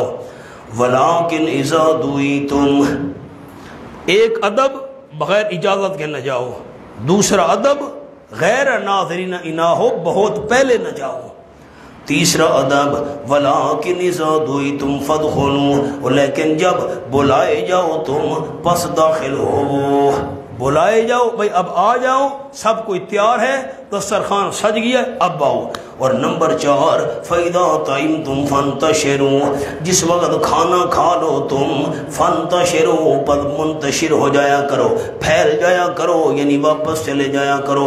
وَلَا مُسْتَأْنِسِينَ لِحَدِيثٍ، اور نہ جی لگانے والے ہو، نہ مشغول ہونے والے ہو وہ واسطے باتوں کے، وہاں بیٹھ کر باتیں نہ شروع کر دو، کھانا کھاؤ، فَانْتَشِرُوا، اور جاؤ۔ پہلا ادب ذرا آیت کو دیکھیں، مہربانی کریں، بغیر اجازت آپ کے گھر میں داخل نہیں ہونا۔ دوسرا ادب غیر ناظرین انا، کھانا تیار ہونے سے پہلے آپ کے گھر میں نہیں جانا۔ تیسرا ادب جب کھانا تیار ہونے کے بعد دوئی تم بلایا جائے اب آؤ۔ نمبر 4 کھانے سے فارغ ہو کر فوراً چلے جاؤ، باتوں میں مشغول نہ ہو۔ مولانا میری طرف دیکھیں، ایک جملہ سناؤں، ہے تو آپ صلی اللہ علیہ وسلم کے متعلق یہ ساری تفصیلات، لیکن علماء نے لکھا ہے یہ آداب مجلس آپ صلی اللہ علیہ وسلم کے متعلق نازل ہوئے ہیں، لیکن تمام مسلمانوں کے لیے حکم عام ہے۔ تمام مسلمانوں کے لیے حکم. ہاں آج بھی یہی مسئلہ ہے. 12 بجے دعوت ولیمہ ہے, سویرے نماز پڑھ کے پہنچے بیٹھے ہیں. بیسبان ہمیں سنبھالے کہ وہ دعوت کا نظام کرے. انتظار ہو رہی ہے جی, میں تو گپا مرساں جی, مار کا مارنا ہے. واہ بھائی واہ, یوں نہیں کرنا. ان ذالکم کان یؤذی النبی, علت وجہ یقیناً ان آداب کی خلاف ورزی کان یؤذی النبی, تکلیف دیتی ہے نبی صلی اللہ علیہ وسلم کو. میں نے ذالکم کا بہت لمبا معنی کیا ہے. ان ذالکم یقیناً ان آداب کی خلاف ورزی کان یؤذی النبی, تکلیف دیتی ہے نبی صلی اللہ علیہ وسلم کو. فیستحیی منکم, پس وہ حیا کرتے ہیں تم سے. نبی حیا کرتے ہیں, وہ تمہیں کچھ نہیں کہتے. واللہ لا یستحیی من الحق, اللہ کریم نہیں رکتا حق سے. میں نے پرسوں غالباً آپ کو عرض کیا تھا, افعال قلوب کی نسبت اللہ کی طرف ہو تو نتیجہ مراد ہوتا ہے. انا نسیناکم پر میں نے یہ جملہ سنایا تھا سورۃ الرحمن سجدہ میں. جو دل کا کام ہے نا, دل کا فعل, اس کی نسبت اللہ کی طرف ہو تو نتیجہ مراد ہوتا ہے حیا. یہ دل کا فعل ہے, اس کی نسبت اللہ کی طرف ہو رہی ہے. بندہ حیا کرے نا کسی چیز کا تو اس سے رک جاتا ہے, تو یہاں معنی رکنے والا ہوگا. واللہ لا یستحیی من الحق, اللہ کریم نہیں رکتا حق سے, حق بیان کر دیتا ہے, اس لیے اس نے چلے جانے کا حکم دے دیا. وَإِذَا سَأَلْتُمُوهُنَّ, اور جب تم مانگو ان عورتوں سے, متان کوئی سامان, کوئی چیز مانگنی پڑ گئی, فَاسْأَلُوهُنَّ مِن وَرَاءِ حجاب, پس مانگا کرو ان سے پردے کی اوٹ سے. آپ کی بیویوں سے کوئی چیز مانگنی ہو تو پردے میں ہو کر مانگنی ہے, اور ہماری جو بیویاں ہیں ان کے لیے یہ حکم نہیں ہے. عجیب بات ہے. مولانا میری طرف دیکھیں, بھائی ظفر, یہ ہمارے علاقے کے اندر بدقسمتی ہے. لوگ جی سادہ تا انہوں نال پردہ ہی کو نہیں, وہ ہمارا دوست ہے نا, سادہ بڑی پردہ کو نہیں جی. فخر سے لوگ کہہ رہے ہیں, فخر کی بات ہے, گناہ پر فخر کر رہے ہیں. یہ ساری بڑی دوستی ہے, بڑا تعلق ہے, یہ ساری بڑی برادری, سارے آپس ہی پردے ہی کو نہیں. واہ بھائی واہ, ہمارے تو آپس میں پردے ہی نہیں ہیں, اس کو فخر سے سنا رہے ہو دوسروں کو, گناہ پر فخر.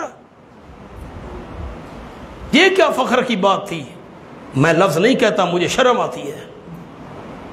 نبی کی بیویوں سے چیز مانگنی ہو تو پردے میں مانگنی ہے. اتنی شرم و حیا والی اور غیرت والی عورتیں اور پاک دامن عورتیں, یوزیبان کو مری صاحب نے پڑھا ہے, یطہرکم تطہیرا, اتنی شان, لستن کاحد من النساء, کوئی تمہاری شان کا مقابلہ نہیں کر سکتی. نبی کی بیویاں, ان سے حکم ہے کہ پردے کی اوٹ سے ہو کر مانگو, تاکہ دل میں کسی قسم کا کوئی وسوسہ اور خطرہ نہ آنے پائے. تو ہماری عورتوں کے لیے مسئلہ کیا ہوگا؟ یہ تو ملویر ہے جی, یہ تو پھپھیر ہے جی, خیر ہے. آ بھرا لنگھا چولہے تھے, وہی چولہے جواڑا ہے اکے جنو بھیڑ بیٹھی, تماشا بن گیا جی. بھاگا بھری اچھا وقت, ناشتے کا وقت آ گیا, السلام علیکم, ناشتہ کیسے پکائی بیٹھی جنو بھیڑ, اور سات بھیرائی اکے سنا کیسے پکی پئی ہے. واہ بھائی واہ. مولانا سن رہے ہو کہ نہیں سن رہے ہو؟ ہائے ہائے.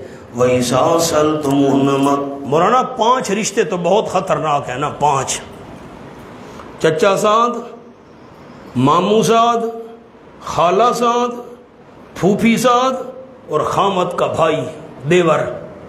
یہ 5. اچھا لوگ کہتے ہیں یہ تو اپنے ہیں, خطرہ اپنوں سے ہے. بھائی کوئی پرائے بندہ ہمارے گھر میں داخل ہوگا, خطرہ تو اپنوں سے ہے. عجیب جی, یہ تو اپنے جی, خطرہ تو اپنوں سے, پرائے سے کیا خطرہ ہے؟ آؤ. وَإِذَا سَأَلْتُمُوهُنَّ مَتَاعًا فَاسْأَلُوهُنَّ مِن وَرَاءِ حِجَابٍ, اور جب تم مانگو ان سے کوئی سامان, کوئی نفع کی چیز, فَاسْأَلُوهُنَّ مِن وَرَاءِ حِجَابٍ, بس مانگو ان سے پردے کی اوٹ سے, تاکہ تمہارے اور ان کے دل ہر قسم کے وسوسوں اور خطروں سے پاک رہے. ذَالِكُمْ مَطْهَرٌ لِقُلُوبِكُمْ, پردے کی اوٹ سے چیز مانگنا یہ بات زیادہ پاکیزہ ہے تمہارے دلوں کے لیے. وَقُلُوبِهِنَّ, اور ان کے دلوں کے لیے بھی. بغیر ضرورت پردے کے پاس جانا اور کلام کرنا ناجائز ہے. ہاں کلام کی ضرورت پڑ جائے, ضرورت ہو, جائز ہے, لیکن دیکھنا نہیں ہے پردے کی اوٹ سے. وما کان لکم ان تؤذوا رسول اللہ. سبحان اللہ. صرف آپ صلی اللہ علیہ وسلم کو ایذا دینا اس بات میں بند نہیں. ہر وہ بات نہیں کرنی، ہر وہ کام نہیں کرنا جس سے میرے نبی کو تکلیف ہو. تم آ کر بیٹھ گئے، گپیں لگا رہے ہو، پیغمبر کو تکلیف ہو. اچھا ایک اور مسئلہ یاد آ گیا، اتفاقاً یاد آ گیا. مولانا یہ کھانا کھاؤ اور فوراً چلے جاؤ، دعوت پر بلایا جائے، عام مسلمانوں کے علماء نے لکھا ہے کہ یہ اس صورت میں ہے جب میزبان کے پاس مہمان کو بٹھانے کے لیے الگ مہمان خانہ نہ ہو. یہ بات بھی غور سے سن لیں. اب ہمیں زندگی میں ہزارہ ایسے واقعات پیش آئے کہ میزبان نے گھر میں پردہ کرایا اور ہمیں گھر کے اندر لے گیا، ایک کمرے میں بٹھا دیا، دوسرے کمرے میں مستورات ہیں وغیرہ. اب جب ہم فارغ ہو گئے، کھانا کھا لیا، جو ضروری بات کرنی تھی چائے پی، تو ہم چلے جائیں نا. اب گھر والوں کو تکلیف ہو رہی ہے، وہ بھی پردے میں بند بیٹھے ہیں، آخر 100 ضروریات ہوتی عورتوں کی. ہم جم کر بیٹھ گئے بھئی ہم نکل نہ. اگر الگ مہمان خانے کا بندوبست میزبان کے پاس ہے اور اس کی خوشی بھی اسی میں ہے کہ مہمان میرے پاس رہے زیادہ دیر، پھر کوئی پابندی نہیں ہے. سن دے بیٹھے ہو؟ ہاں. چونکہ آپ کے پاس کوئی الگ جگہ تو تھی نہیں، وہی بی بی زینب کونے میں بیچاری بیٹھی ہوئی ہے پردہ کر کے ایک طرف، اور وہ کھانا کھلایا جا رہا ہے. اب تم چاہو بھئی آخر 100 ضروریات ہوتی ہیں انسان کی. یہ وَمَا لَكُمْ أَن تُؤْذُوا رَسُولَ اللَّهِ، اور نہیں جائز تمہارے لیے کہ تم تکلیف دو اللہ کے رسول صلی اللہ علیہ وسلم کو کسی معاملے میں. یہ تو تم نے تکلیف دی ہے نا کھانا دعوت ولیمے کے موقع پر، کوئی ایسا کام نہیں کرنا جس سے نبی کو تکلیف ہو. اور نمبر 2 وَلَا أَن تَنْكِحُوا أَزْوَاجَهُ مِن بَعْدِهِ آبَادًا، اور نہ یہ تمہارے لیے جائز ہے کہ نکاح کرو تم آپ صلی اللہ علیہ وسلم کی بیویوں سے آپ کے بعد کبھی بھی، آپ کی وفات کے بعد کبھی بھی آپ صلی اللہ علیہ وسلم کی بیویوں سے نکاح نہیں کرنا. إِنَّ ذَلِكُمْ كَانَ عِندَ اللَّهِ عَظِيمًا. میں آیت پوری کر لوں پھر پیچھے آتا ہوں. اِنَّ ذَلِكُمْ كَانَ عِندَ اللَّهِ عَظِيمًا، یقیناً یہ بات ہے اللہ کریم کے نزدیک بہت بڑی. اِن تُبْدُوا شَيْئًا، اگر تم ظاہر کرو گے کوئی چیز، او تخفوہ یا چھپاؤ گے تم اس کو، فَإِنَّ اللَّهَ كَانَ بِكُلِّ شَيْءٍ عَلِيمًا. اللہ کو دونوں کی خبر ہے، جزا مقدر. ظاہر کرو چھپاؤ، اللہ کو دونوں کی خبر ہے. کیوں؟ علت فَإِنَّ اللَّهَ كَانَ بِكُلِّ شَيْءٍ عَلِيمًا، یقین اللہ کریم ہے ہر ایک چیز کا علم رکھنے والا. اللہ کو سب کچھ پتہ ہے. خیال کرنا. مولانا میری طرف دیکھیں، عجیب بات، بعض منافقین نے، غور سے سنیے گا، بعض منافقین نے یہ تہیہ کیا ہوا تھا، دل میں فیصلہ تہیہ کیا ہوا تھا کہ آپ کی وفات کے بعد آپ کی بیویوں سے نکاح کرنا ہے. اور معاذ اللہ بعض منافقین نے تو علل اعلان یہ بات کہہ دی تھی، حضور کے فوت ہونے کی دیر ہے، بی بی عائشہ سے نکاح میں کروں گا. آپ تک باتیں پہنچی تو آپ کو دکھ ہوا. اللہ نے فرمایا خبردار، کوئی ایسا کام نہیں کرنا جس سے میرے نبی کو تکلیف ہو، اور آپ کی بیویوں سے آپ کے بعد نکاح بھی نہیں کرنا. اب میری طرف دیکھیں، جملہ لکھانے سے پہلے میں آپ کو سنا دوں. لوگ کہتے ہیں آپ صلی اللہ علیہ وسلم کی وفات کے بعد آپ کی بیویوں سے نکاح کرنا جائز نہیں، کیونکہ نبی زندہ ہے. حیات دنیاوی کے ساتھ پیغمبر زندہ ہے، اس لیے نبی کی بیویوں سے نکاح جائز نہیں ہے. ایک سوال کا جواب آپ سے پوچھنا چاہتا ہوں، اگر آپ جاگ رہے ہوں تو. بھئی اللہ کے پیغمبر زندہ ہیں دنیا کی زندگی کے ساتھ، اس لیے آپ کی بیوی سے نکاح جائز نہیں ہے. قرآن میں ہے کہ شہداء زندہ ہیں، تفصیل اپنے مقام پر کریں گے. بل احیاء تو آیا ہے نا، شہداء زندہ ہیں. اب ہمارا سوال یہ ہے کہ جب شہداء زندہ، صرف نبی پاک نہیں ہیں، لوگوں کے بقول بھئی نبی زندہ ہیں دنیا کی زندگی کے ساتھ، اس لیے آپ کی بیوی سے نکاح نہیں ہوتا، تو شہید زندہ ہیں، شہید کی بیوی سے نکاح کیوں جائز ہے؟ مولانا یہ الزامی جواب ہے. زندہ کی بیوی سے نکاح نہیں ہوتا نا، نبی پاک زندہ ہیں دنیا کی زندگی کے ساتھ، ان کی بیوی سے نکاح نہیں ہو سکتا، تو شہید زندہ ہیں ان کی بیوی سے کیوں نکاح ہو رہا ہے؟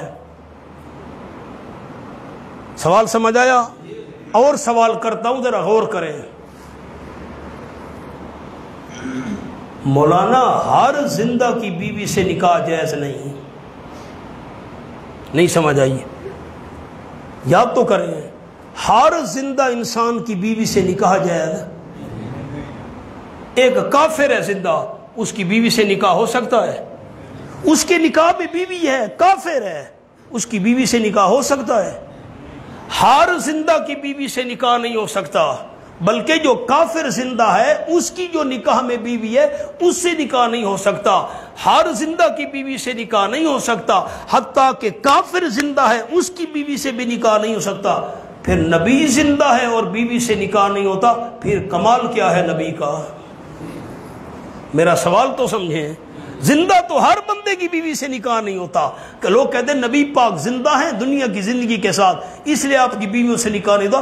ہر زندہ کی بیوی سے نکاح نہیں ہوتا، پھر نبی کا کمال کیا ہے؟ اچھا، زندہ کی بیوی سے نکاح نہیں ہوتا، شہید زندہ ان کی بیوی سے کیوں نکاح ہو رہا ہے؟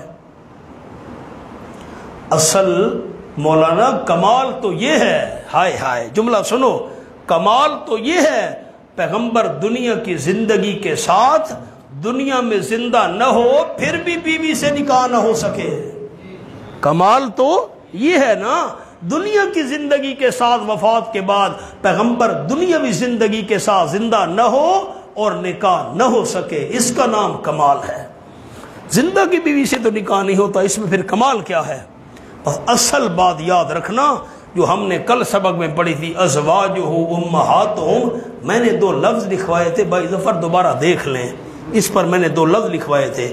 آپ کی بیویاں مومنوں کی مائیں ہیں، کیوں مائیں ہیں؟ میں نے 2 لفظ لکھوائے تھے۔ حافظ جی سناؤ نا بیٹا، کیا لکھوائے تھے ازواج امہاتہم پر؟ مائیں ہیں، کس لحاظ سے مائیں ہیں؟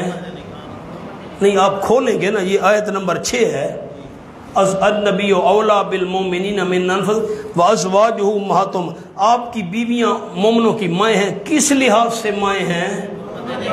حرمت نکاح و تعظیم کے لحاظ سے مائیں ہیں، اور نکاح حرام ہونے کے لحاظ سے مائیں ہیں۔ چونکہ آپ صلی اللہ علیہ وسلم کی بیویاں مومنوں کی مائیں ہیں، ان سے نکاح حرام ہے۔ مولانا وجہ اصل یہ ہے کہ آپ صلی اللہ علیہ وسلم کی بیویاں مومنوں کی مائیں ہیں اور ماں سے نکاح حرام ہے۔ یوں نہیں ہے کہ دنیا زندگی کے ساتھ پیغمبر زندہ ہے اس لیے نکاح نہیں ہوتا، ہر زندہ کی بیوی سے نکاح نہیں ہوتا۔ ایک اور جملہ کہتا ہوں، ذرا دھیان کریں۔ ایک عورت ہے جس کے خامد بہت ہیں، غور سے سنیے گا، ایسا نہ سننے میں کوئی مغالطہ لگ جائے۔ ایک عورت کے خامد بہت ہیں، کیا مطلب اس کا؟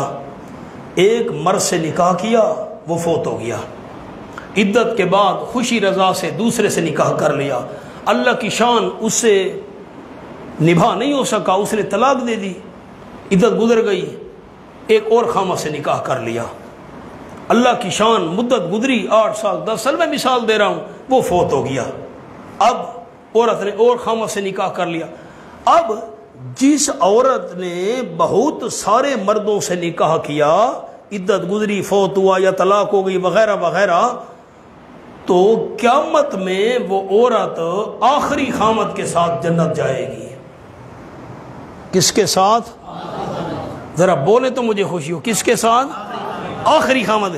آپ صلی اللہ علیہ وسلم کی وفات کے بعد اگر آپ کی بیویوں سے نکاح جائز ہوتا، آپ کی بیویاں آپ کے بعد کسی اور کے نکاح میں آتی اور قیامت کے دن حضرت عائشہ کسی اور آخری خامد کے ساتھ جنت جا رہی ہوتی، غیرت کیسے اللہ کی برداشت کرتی؟ اس لیے آپ صلی اللہ علیہ وسلم کی وفات کے بعد آپ کی بیویوں سے نکاح حرام قرار دیا، کوئی آپ کی بیویوں سے نکاح نہیں کرتا۔ کوئی بات سمجھ آئی نہیں؟ ایک اور جملہ بھی ہے، بڑی لمبی تفصیل ہے، کیا کروں، اب حدیث تو نہیں پڑھا رہا۔ یہ بھی آیا ہے کہ ایک عورت ہے، اس کے خاوند بہت ہیں، ایک سے نکاح ہوا، دوسرے سے ہوا، پھر فوت ہو گیا، تیسرے سے کرنے والا، تو یہ اس کے ساتھ جنت جائے گی جو سب سے زیادہ خوش اخلاق ہوگا، جو سب سے زیادہ خوش اخلاق، اور پیغمبر سے زیادہ خوش اخلاق اور کون ہو سکتا تھا؟ ان تبدوا شیئا او تخفوہ فإن اللہ کان بکل شیء علیما، اگر تم ظاہر کرو کوئی چیز یا چھپاؤ اس کو، اللہ کو دونوں کی خبر ہے۔ کیوں؟ فإن اللہ کان بکل شیء علیما، یقیناً اللہ کریم ہے ہر ایک چیز کا علم رکھنے والا۔ لا جناح علیہن فی آبائہن، ماں قبل میں پردے کا ذکر تھا نا، پردے سے چیز مانگنی ہے، تو اب ان لوگوں سے کوئی پردہ نہیں، ازواج مطہرات کا ان سے پردہ نہیں تھا۔ کون؟ لا جناح علیہن، نہیں کوئی گناہ ان بیویوں پر، آپ کی گھر والیوں پر کوئی گناہ نہیں، فی آبائہن، ان کے باپ داداؤں کے متعلق، باپ دادے سے کوئی پردہ نہیں۔ نمبر 2، ولا ابنائہن، اور نہ ان کے بیٹوں سے، بیٹوں پر، بیٹا ہے، بیٹے کا بیٹا ہے، میں مثال دے رہا ہوں، کوئی پردہ نہیں، کوئی گناہ نہیں، پردہ ان سے نہ کریں۔ ولا اخوانہن، اور نہ بھائیوں کے معاملے میں، بھائی سے بھی کوئی پردہ نہیں۔ ولا ابناء اخوانہن، اور نہ بھائیوں کے بیٹے بھتیجوں سے بھی پردہ نہیں۔ ولا ابناء اخواتہن، بہنوں کے بیٹے بھانجوں سے بھی پردہ نہیں۔ ولا نسائہن، اور عورتوں سے بھی پردہ نہیں۔ میں پھر آؤں گا اسی بات پر، ترجمہ کر لوں۔ ولا ما ملکت ایمانہن، اور نہ وہ جو مالک ہیں ان کے دائیں ہاتھ، اس پر لکھ لو مولانا لونڈیاں، لونڈیوں سے بھی پردہ نہیں۔ جو مرد ہے نا غلام، اس سے پردہ ہے۔ ولا ما ملکت ایمانہن، نہ وہ جو مالک ہیں ان کے دائیں ہاتھ لونڈیاں، لونڈیوں سے بھی پردہ نہیں۔ واتقین اللہ، اور ڈرتی رہو اللہ کریم سے، احکام کے معاملے میں، نواہی کے معاملے میں، جو حکم ہوا عمل کرنا ہے، جسے روکا گیا رکنا ہے، ڈرتی رہو اللہ کریم سے۔ کیوں؟ علت وجہ، ان اللہ کان علی کل شیء شہیدا، یقین اللہ کریم ہے ہر چیز کے اوپر نگہبان، نگران، گواہ، جزا سزا دے گا۔ آیت کو پھر دیکھیں، مہربانی۔ آباہن، باپ دادے سے پردہ نہیں، ابناہن، بیٹوں سے پردہ نہیں، اخوانہن، بھائیوں سے پردہ نہیں، ابناء اخوانہن، بھائیوں کے بیٹے بھتیجے سے پردہ نہیں۔ ولا ابناء اخواتہن، بہنوں کے بیٹے بھانجے ان سے پردہ نہیں۔ اچھا، ولا ما ملکت، وہ چھوڑ دیا میں نے، لونڈیوں سے پردہ نہیں۔ ولا نسائہن، میری طرف دیکھیں آپ، نیچے نہیں دیکھنا، انشاءاللہ اللہ نے توفیق دی میں سورۃ النور میں اس کی تفصیل عرض کروں گا پردے کے مسئلے کی۔ اب صرف ایک جملہ کہتا ہوں، عورتوں سے بھی پردہ نہیں ہے۔ مفسرین کرام فرماتے ہیں کہ ان عورتوں سے مراد ہے مسلمان عورتیں، جو مسلمان عورتیں ہیں نا ان سے پردہ نہیں ہے۔ بھائی ظفر، میں تھوڑا سا ایک اور جملہ عرض کرنا چاہتا ہوں، خیال کریں، میری طرف دیکھیں۔ جو مسلمان عورت ہے وہ اگر گھر میں آئے تو مسلمان عورت سے پردہ نہیں، غیر مسلم عورت سے پردہ ہے۔